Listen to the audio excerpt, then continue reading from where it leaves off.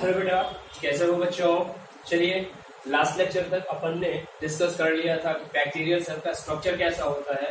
Detail description देखा अपन ने, बहुत सारे क्वेश्चंस भी वहां पे अपन ने देखे।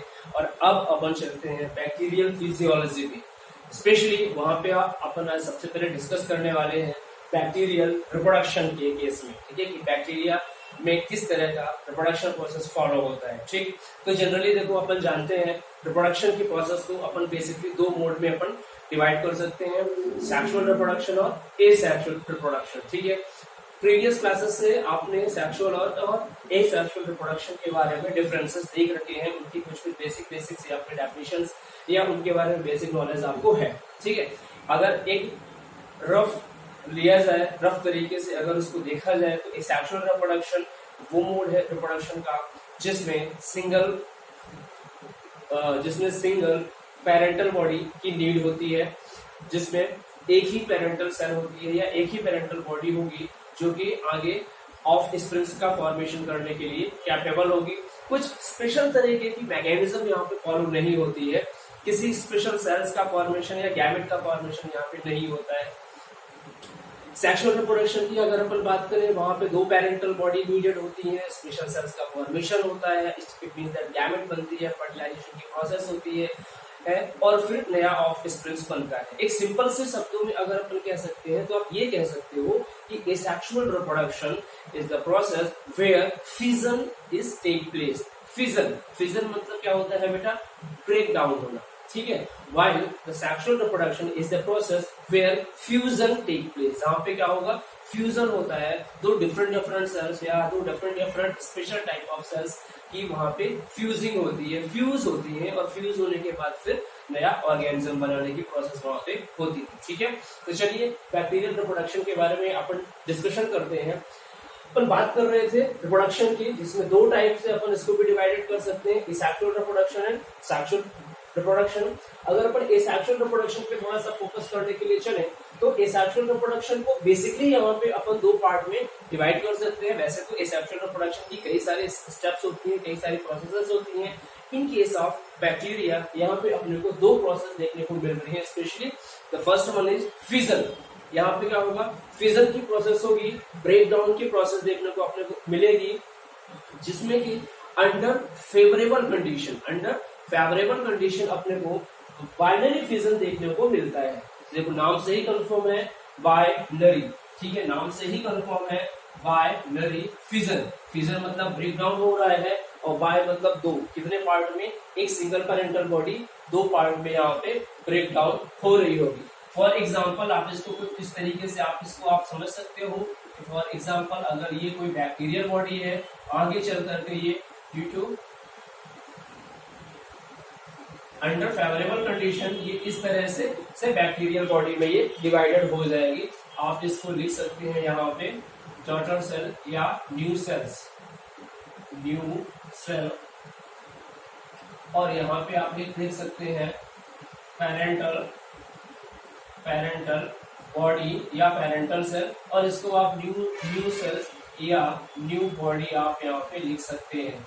ठीक है, चाहो तो आप इसको ऑफ स्प्रिंग्स भी लिख सकते हो या यंग वंस भी यहाँ पे आप इसको डिनोट कर सकते हैं। कोई खास स्पेशल तरह का यहाँ पे कोई मैकेनिज्म फॉलो नहीं होता, एक नेचुरल सी या नॉर्मल सी प्रोसेस होती है जिसमें कि जेनेटिक मटेरियल रेप्लिकेट होकर के वो दो पार्ट में डिवाइड हो जाएगा, साइटोप्लाज्म डिवाइड हो जाएगा, मेम्ब्रेन डिवाइड हो जाएंगी और अल्टीमेटली सेल वॉल का भी फॉर्मेशन हो चुका होगा और अल्टीमेटली दो डॉटर सेल अपने को देखने को मिल जाएंगी। ठीक है, यहाँ पे आप न्यू की जगह आप चाहो तो डॉटर भी आप लिख सकते हो, डॉटर बॉडी या डॉटर सेल्स, ऐसा भी आप लिख सकते हो। ठीक है, चलिए आगे की तरफ अपन देखते हैं। नेक्स्ट वन अपने को मिलेगा मल्टीपल फिजन।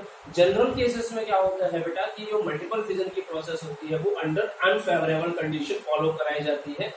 इसमें इस होल सोल से प्रोसेस में क्या होगा कि जो सेल होगी या जो पेरेंटल बॉडी होगी वो उसमें अंदर ही अंदर फिजन की प्रोसेस होती रहेगी और आउटर कवरिंग में एक्सटर्नल इन्वायरमेंटल कंडीशन से प्रोटेक्ट करने के लिए एक सॉलिड लेयर का फॉर्मेशन हो जाएगा। फिर से बताता हूं, in case of multiple fission under unfavourable condition fission की प्रोसेस चलती रहेगी सेल के अंदर, और बाहर की तरफ अनफेवरेबल कंडीशन या सिचुएशन से प्रोटेक्शन करने के लिए एक सॉलिड लेयर का फॉर्मेशन हो जाएगा, जो कि इंटरनल होने वाली एक्टिविटी को या इंटरनली हमारे सेल को कंप्लीटली प्रोटेक्ट करके रखेगा एक्सटर्नल कंडीशन से। ठीक है, ये मल्टीपल फिजन की प्रोसेस अपन बाद में देख सकते हैं। अभी फिलहाल अपन बाइनरी पे अपन पूरा का पूरा फोकस करने वाले हैं। वेल, इसके अलावा इस सेक्सुअल रिप्रोडक्शन में हमें बैक्टीरिया के केसेस में स्पोर फॉर्मेशन की प्रोसेस भी देखने को मिलती है। स्पोर फॉर्मेशन बोले तो बेटा स्पोरुलेशन, इसको अपन टेक्निकली क्या बोलते हैं, स्पोरुलेशन। ठीक है, स्पोर फॉर्मेशन। स्पोर फॉर्मेशन की प्रोसेस भी दो तरीके से डिवाइड किया जा सकती है। अंडर फेवरेबल कंडीशन नॉर्मल तरीके से स्पोर के फॉर्मेशन होंगे, जबकि अंडर अनफेवरेबल कंडीशन वही प्रोसेस होगी कि बैक्टीरियल बॉडी के अंदर स्पोर के फॉर्मेशन होते रहेंगे, स्पोर्स बनेंगे, ग्रो करेंगे, लेकिन ड्यू टू अनफेवरेबल कंडीशन को बाहर नहीं निकल सकते हैं, पहला पॉइंट। दूसरा पॉइंट, अनफेवरेबल कंडीशन जैसे कि ड्रॉट हो गया, या हाई टेम्परेचर, या हाई पीएच, या लोअर पीएच, मतलब जो भी उनके लिए अनफेवरेबल कंडीशन है, उस कंडीशन से बचाने के लिए या प्रोटेक्ट करने के लिए यहाँ पे भी एक सराउंडिंग सॉलिड सरफेस लेयर का फॉर्मेशन होगा, जो कि उनको एक्सटर्नल कंडीशन से कंप्लीटली प्रोटेक्ट करेगी। ठीक है, स्पोर फॉर्मेशन के बारे में भी अपने को डिटेल देखना है। Well, third one is sexual reproduction. Sexual reproduction में जैसा कि बेटा अपन ने अभी आपको बताया कि दो स्पेशल बॉडी यहाँ पे नीडेड होंगी, दो आप कह सकते हो कि दो पेरेंटल बॉडी का यहाँ पे नीड होगा। इसमें on the basis of processes किस तरह में मेथोडोलॉजी क्या यूज होती है, उसके आधार पे सेक्सुअल रिप्रोडक्शन को अपन ने बेटा तीन कैटेगरी में डिवाइड करके रखा हुआ है। ठीक है, the first one is conjugation, second one is transduction, and third one is transformation. Conjugation की प्रोसेस अगर अपन देखें तो नाम से ही कंफर्म है, यहाँ पे ना कॉन्जुगेट होते हैं। यहाँ पे दो पेरेंटल बॉडी क्या होती है, आपस में जुड़ती है। ठीक है, जुड़ने के बाद उनमें कॉन्जुगेशन ट्यूब का फॉर्मेशन होगा, और उसी कॉन्जुगेशन ट्यूब के थ्रू जेनेटिक जो मटेरियल है वो एक बॉडी से दूसरी बॉडी में ट्रांसफर किया जाएगा। हालांकि ये जो प्रोसेसेस है, ये सेक्सुअल रिप्रोडक्शन की जो प्रोसेसेस है वो एक्चुअल इवेंट को शो नहीं करती। कॉन्जुगेशन की प्रोसेस को अगर देखा जाए तो ये एक्चुअल ट्रू फर्टिलाइजेशन को फॉलो नहीं करता, कुछ उसी की तरह प्रोसेस फॉलो होती है। इसमें ट्रांसडक्शन की अगर अपन बात किया जाए ठीक है, तो ये जो ट्रांसडक्शन की प्रोसेस होगी, ये प्रोसेस दरअसल वायरस मीडिएटेड प्रोसेस होती है। यहाँ पे क्या होगा, बैक्टीरियोफेज जो वायरस है, बैक्टीरियोफेज वायरस, ये बैक्टीरिया की बॉडी पे अटैच होगा। अटैच होने के बाद वहां से अपना जेनेटिक मटेरियल क्या करेगा, ये डिलीवर करेगा, और वो जेनेटिक मटेरियल आगे जा करके उस बैक्टीरियल जेनेटिक मटेरियल के साथ एप्लीकेट होगा और नई ऑफ स्प्रिंग्स बनाएगा। डेफिनेटली यहाँ पे भी जेनेटिक मटेरियल मिक्स हो रहा है, इसलिए भी इसको सेक्सुअल रिप्रोडक्शन की प्रोसेस में रखा गया। ट्रांसफॉर्मेशन की बात करते हैं बेटा, तो ट्रांसफॉर्मेशन के केस में भी जो बैक्टीरियल सेल होती है वो अपने सराउंडिंग से जेनेटिक मटेरियल को एब्जॉर्ब करती है। वेल, इन तीनों केसेस में true fertilization event completely follow नहीं हो रहे हैं, क्योंकि यहाँ पे कंप्लीट तरीके से फ्यूजन ऑर्गेनिजम्स का हो या उन स्पेशल सेल्स का नहीं होता है। लेकिन चूंकि जेनेटिक मटेरियल की मिक्सिंग हो रही है, जो कि एक्चुअल में सेक्सुअल रिप्रोडक्शन की प्रोसेस का की पॉइंट है, जेनेटिक मटेरियल का मिक्सिंग होना, इसलिए इन तीनों की तीनों प्रोसेस को सेक्सुअल रिप्रोडक्शन में काउंट किया जाता है। ठीक है बेटा, ये तो हो गया आउटलाइन। अब चलिए अपन चलते हैं सेक्सुअल रिप्रोडक्शन में, स्पेशली बाइनरी फिजन में एक एक करके अपन इनको डिस्क्राइब करते रहेंगे। देखो, बाइनरी फिजन की अपन बात कर रहे हैं, आप यहाँ पे एग्जांपल आप यहाँ पे इशेरिशिया कोलाई को ले सकते हैं, बिल्कुल कोई इशू नहीं है। वहां पे कुछ स्पेशल से पॉइंट देते हैं बेटा, जैसे स्पेशल पॉइंट पे नंबर फर्स्ट आपको पॉइंट मिलेगा, इट इज कॉमन मेथड। सबसे पहले तो आपको ये समझ लेना है कि बैक्टीरियल जो सेक्सुअल रिप्रोडक्शन के प्रोसेस है उसमें binary fission is a very common method, generally अपने को देखने को मिल जाती है ड्यूरिंग फेवरेबल कंडीशन। अपन सारी की सारी बातें अभी अपन फेवरेबल कंडीशन में ही करेंगे। ठीक है, ड्यूरिंग फेवरेबल कंडीशन, यहाँ ये बहुत ही कॉमन मेथड है। देखो यहाँ पे लिखा हुआ है favourable condition, under favourable condition ही ये प्रोसेस फॉलो कराई जाएगी। देन अब इस प्रोसेस का देखो रिजल्टेंट क्या होता है। ठीक है, पेरेंटल बॉडी, इस प्रोसेस का रिजल्टेंट क्या मिलेगा, पेरेंटल बॉडी या old body divided into two daughter cell, ठीक है। एक पेरेंटल बॉडी होगी जो कि दो डॉटर सेल में क्या होगा, डिवाइड हो जाती है। कैसे डिवाइडेड होती है वो अभी अपन देखते हैं। वेल, ये जो प्रोसेस है बाइनरी फिजन की, ये अपन कह सकते हैं कि लगभग ये अमाइटोसिस की प्रोसेस से मिलती जुलती है। अभी जब अपन थोड़े दिनों बाद साइटोलॉजी के बारे में स्टडी करेंगे, सेल साइकिल और सेल डिवीजन देखेंगे, वहां पे आपको हम बताएंगे कि दरअसल जो सेल डिवीजन है वो 3 तरह से फॉलो होता है, या वहां पे 3 मेथोडोलॉजी यूटिलाइज होती है, जिसमें फर्स्ट होती है अमाइटोसिस, सेकंड होती है माइटोसिस और थर्ड होती है मियोसिस, ठीक है। अमाइटोसिस, माइटोसिस एंड मियोसिस, जिसमें से माइटोसिस एंड मियोसिस ये कॉम्प्लेक्स प्रोसेसेस है, जबकि अमाइटोसिस बड़ी ही सिंपल तरह की प्रोसेस होती है। जेनेटिक मटेरियल का इलांगेशन होना, मेम्ब्रेन वॉल का इन्वेजिनेशन होना और इन्वेजिनेशन का डीप होना, और उसके बाद डायरेक्टली 2 पार्ट में डिवाइड हो जाना, ठीक है बेटा। तो इसीलिए अपन ने इसको बताया it is similar to amitosis process. Then next देखते हैं कि इस होल सेल प्रोसेस में क्या चीज फॉलो हो रही होगी।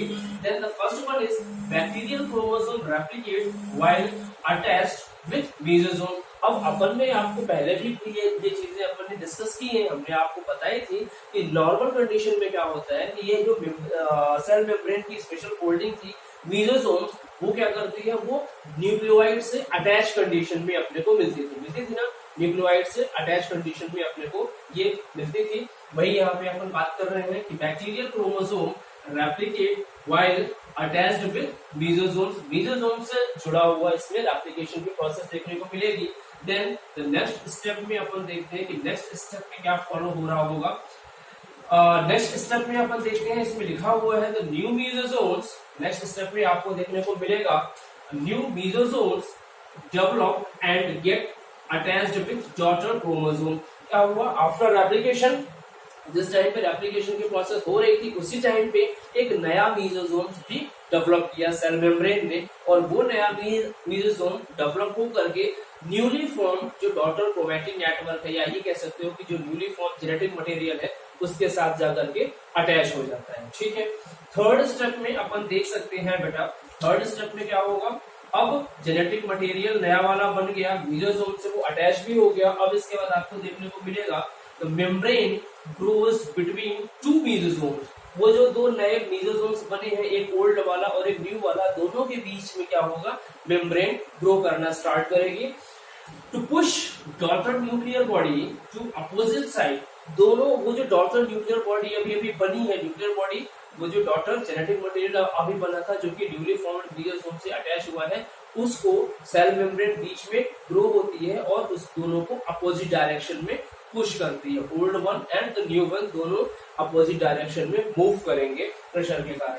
देन आफ्टर नेक्स्ट स्टेप में आपको देखने को मिलेगा बेटा, नेक्स्ट स्टेप में आपको देखने को मिलेगा cytoplasm undergo transverse centripetal, cytoplasm undergoes a transverse centripetal construction in the middle to form 2 daughter protoplasts each having a nuclear body। ये बड़ा इंपॉर्टेंट पॉइंट है। क्या हुआ कि जैसे ही मेम्ब्रेन का इन्वेजिनेशन हुआ या मेम्ब्रेन का इनर साइड में ग्रोथ हुआ, तो अब वहां पे क्या होगा, जो साइटोप्लाज्म था वो भी वहां से डिवाइड होना स्टार्ट हो जाएगा। दोनों पार्टीशन की तरफ साइटोप्लाज्म जाने लगेंगे और अल्टीमेटली कुछ इस तरीके का स्ट्रक्चर बनता है जैसे 2 डॉटर साइटोप्लाज्म वहां पे रेडी हो गए हो, तो अलग अलग पार्टीशन अपने को दिखाई देता है।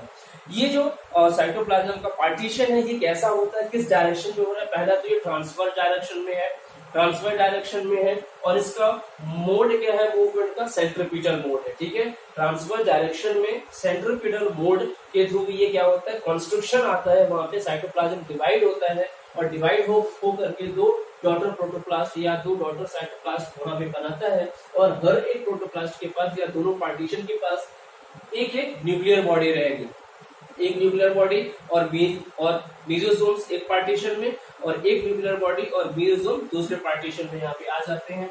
देन आफ्टर नेक्स्ट स्टेप में आपको देखने को मिलेगा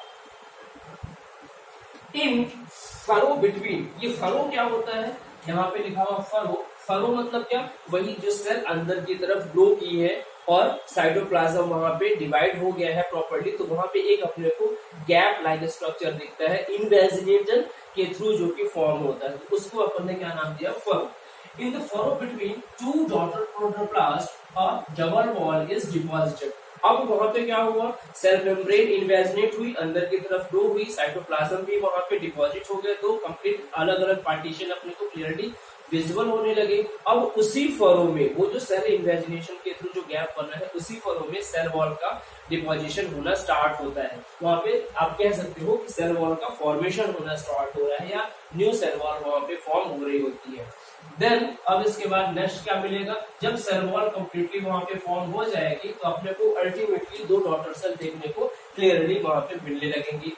next one is ultimately both daughter cell develop and separate। Cell wall complete develop हो गई तो वो दोनों की दोनों जो पार्टीशन थे वो क्लियरली दिखने लगे डॉटर सेल के फॉर्म में, और ये डॉटर सेल क्या हो गई, अब ग्रो करेंगी और सेपरेट हो जाएंगी। देखो सेपरेशन हो गया मतलब एक पेरेंटल बॉडी से यहाँ पे दो डॉटर सेल बन गई। एक नॉर्मल सी प्रोसेस फिर से देखते हैं क्या हुआ था। हमारी जो पेरेंटल बॉडी थी, उस पेरेंटल बॉडी में सबसे पहले क्या कंडीशन आई थी कि उस पेरेंटल बॉडी में जिसका जो जेनेटिक मटेरियल था वो दो पार्ट में डिवाइडेड हुआ, एप्लीकेट हुआ, उसके दो पार्टीशन हुए। उसके बाद न्यू मीजोजोम्स का फॉर्मेशन हुआ, वो न्यू जो नया बना हुआ मीजोजोम्स था वो नए बने हुए जेनेटिक मटेरियल के साथ अटैच हो गया। फिर अटैच होने के बाद मेम्ब्रेन की इन्वेजिनेशन हुई या इनर ग्रोथ हुई। इनर ग्रोथ होने के कारण दोनों के दोनों जो जेनेटिक मटेरियल थे वो अपोजिट डायरेक्शन में पुश कर दिए गए। इसके साथ साथ ही क्या हुआ, साइटोप्लाज्म जो था या हमारा जो साइटोप्लाज्म था, साइटोप्लाज्म क्या हुआ कि वो भी डिवाइडेड होना स्टार्ट हुआ, डिपॉजिट होना स्टार्ट हुआ दोनों डायरेक्शन की साइड में। ठीक है, अब क्या हुआ, जिस तरीके से अब ये साइटोप्लाज्म का जो डिवाइडेशन हो रहा था ये ट्रांसफर डायरेक्शन में सेंट्रीपिटल मोड के थ्रू हो रहा था। देन फिर इसके बाद क्या हुआ, वहां पे जो मेम्ब्रेन का इन्वेजिनेशन था वो डीप होता चला गया, फरो का फॉर्मेशन क्लियरली दिखने लगा और वहां पे सेल वॉल डिपॉजिट हो गई। सेल वॉल धीरे धीरे करके कंप्लीट बन गई और अब हमारी दोनों की दोनों जो न्यूली फॉर्म सेल थी वो क्लियरली विजिबल होने लगी, क्लियरली फॉर्म हो चुकी हैं। अब ये मैच्योर होंगी, सेपरेट हो जाएंगी और सेपरेट हो करके दो अलग अलग ऑर्गेनिजम्स की तरह अब ये ग्रो करेंगे। ठीक है, एक सेल से दो सेल का फॉर्मेशन हो गया। इस होल सोल प्रोसेस में जनरली अंडर फेवरेबल कंडीशन अगर ये प्रोसेस कंटिन्यू होती है तो 20 मिनट लगते हैं। आपको ये बेटा हमेशा याद रखना है, in normal condition or you can say it under favorable condition if the process of binary fission continue it take 20 minutes। ठीक है, कितना लेती है ये 20 मिनट का टाइम इसको लगता है। देन अगर अपन एक कैलकुलेशन देखें यहाँ पे कि भैया ठीक है, अगर एक सेल 20 मिनट में अगर डिवाइड हो जा रही है, अगर कंटिन्यूली इसमें प्रोसेस होती रहे बाइनरी फिजन की फेवरेबल कंडीशन में, तो 24 आवर्स के बाद क्या स्टोरी होगी, तो वही यहाँ पे बताया गया है कि if the process is continued under favorable condition it will produce after 24 hours about 4.7 into 10 to power 21 about 4.7 10 to power 21 offsprings from a single parent. ठीक है, तो अगर प्रोसेस कंटिन्यू होती है तो एक सिंगल पैरेंट से 24 आवर में आपको 4.7 into 10 to power 21 daughter cells देखने को मिल सकती है। ये कैलकुलेशन आपको हमेशा फोकस में रखना है अपने। देन इसके बाद इसका अगर अपन डायग्रामेटिक तरीके से अगर इसको समझना चाहें तो आपको यहाँ पे 5 पार्ट दिख रहे हैं, A B C D and E. A part में अगर अपन देखें तो आपको एक जनरल बैक्टीरियल सेल का डायग्राम आपको दिख रहा होगा। रेड लाइट में हमने सेल वॉल बनाया हुआ है। देन इसके बाद सेल मेम्ब्रेन बनी है, साइटोप्लाज्म है, जेनेटिक मटेरियल एंड मीजोसोम्स। जितनी चीजें फिलहाल अभी इसके लिए रिक्वायर्ड थी वही यहाँ पे मेंशन है। बाकी सारे के सारे सेल ऑर्गेनल्स भी यहाँ पे तो अपने को देखने को मिलेंगे। क्या हुआ यहाँ पे देखो, नॉर्मल कंडीशन में हमारा जो जेनेटिक मटेरियल था ये मीजोसोम से अटैच कंडीशन पे है। अगले स्टेप में देख रहे हैं अपन कि हमारा ये जो जेनेटिक मटेरियल है इसमें क्या हुआ, डिवाइडेशन हुआ होगा, इसका रेप्लिकेशन हुआ होगा और धीरे से करके एक नया जेनेटिक मटेरियल यहाँ पे फॉर्म हुआ होगा। जेनेटिक मटेरियल जैसे ही यहाँ पे फॉर्म हुआ, एक मीजोसोम्स न्यूली फॉर्म मीजोसोम्स यहाँ पे आया और वो क्या हुआ, इस जेनेटिक मटेरियल के साथ या डॉटर मटेरियल के साथ अटैच हो गया। डायग्राम में आप क्लियरली देख सकते हैं ओल्ड मीजोसोम्स एंड न्यू मीजोसोम्स। अब क्या होगा, अब इसके बाद इन दोनों के कि जस्ट सेंट्रल वाले जोन से मेम्ब्रेन का इनवेजिनेशन स्टार्ट होगा। तो देखते हैं थर्ड डायग्राम में हम अपन कंप्लीटली देख पा रहे हैं कि यहाँ पे न्यू सेल वॉल का फॉर्मेशन हुआ। उसके पहले देखो ये हमारा मटेरियल या मेम्ब्रेनस मटेरियल क्या हुआ, इन्वेजिनेट हुआ, अंदर की तरफ फोल्ड हो रहा है। साइटोप्लाज्म भी हमारा कंप्लीटली अंदर की तरफ डिपॉजिटेड हो रहा है और सेंट्रल वाला जोन एक ऐसा है जिसमें कि कुछ भी नहीं है, बिल्कुल छोटा सा सेंट्रल जोन यहाँ पे जिसको कि अपन ने फरो का नाम दिया हुआ है। ठीक है, इस फरो वाले जोन में सेल वॉल का डिपोजिशन होगा। सेल वॉल का डिपोजिशन जैसे जैसे करके डीप हो जाएगा तो अब अपने को कंप्लीट सेल वॉल यहाँ पे दिखेगी। तो अपन इसको कह सकते हैं यहाँ पे अपने को दो अलग अलग सेल वॉल देखने को मिल रही है, जिसको भी अपन ने डबल क्रॉस वॉल का नाम दे करके रखा हुआ है। और ये अपर लेयर पे देखो आपको सरफेस डिप्रेशन क्लियरली देखने को मिल जाएगा, यहाँ से वॉल का फॉर्मेशन हुआ होगा। देन आफ्टर क्या होगा, आफ्टर कंप्लीट वॉल फॉर्मेशन दोनों की दोनों डॉटर सेल्स क्या हो जाएंगी, सेपरेट हो जाएंगी। अब ये दोनों की दोनों डॉटर सेल इंडिविजुअली ग्रो करेगी और ग्रो करके फिर से बाइनरी फिजन में क्या करेंगे, जंप कर जाएंगे। ठीक है, ये तो था इसका बाइनरी फिजन का under favourable condition. Unfavourable condition में क्या होगा, ये प्रोसेस कंटिन्यू रहेगी। अंडर अनफेवरेबल कंडीशन में जो फिजन की प्रोसेस है वो कंटिन्यू रहेगी, बस अंतर इतना रहेगा जेनेटिक की ये जो डॉटर सेल है वो सेपरेट होकर के इन्वायरमेंट में तब तक क्लियरली नहीं आ पाएंगी जब तक कि कंडीशन फेवरेबल नहीं हो जाए। अनफेवरेबल कंडीशन के टाइम पे सेल बॉडी या जो मदर सेल बॉडी रहेगी वो अपने सराउंडिंग क्या करेगी, एक हार्ड कवरिंग की लेयर फॉर्म कर लेगी।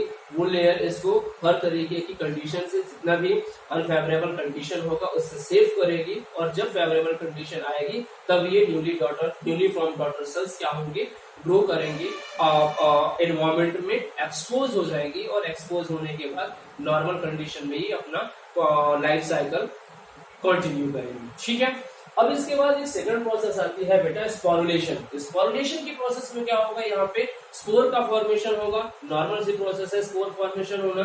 स्पोर्स कई तरीके के यहाँ पे बन सकते हैं, जू स्पोर्स बन सकते हैं, जाइगोस्पोर्स बन सकते हैं, ओइडिया बन सकते हैं, कोनिडिया बन सकते हैं, कई सारे तरह के यहाँ पे स्पोर फॉर्मेशन होंगे। बट स्पेशल स्पोर्स की अगर अपन बात करें अंडर अनफेवरेबल कंडीशन, यहाँ पे एंडोस्पोर का फॉर्मेशन होता है। एंडोस्पोर को अपने को थोड़ा स्टडी करना डीप में ज्यादा जरूरी है, इंपॉर्टेंट है।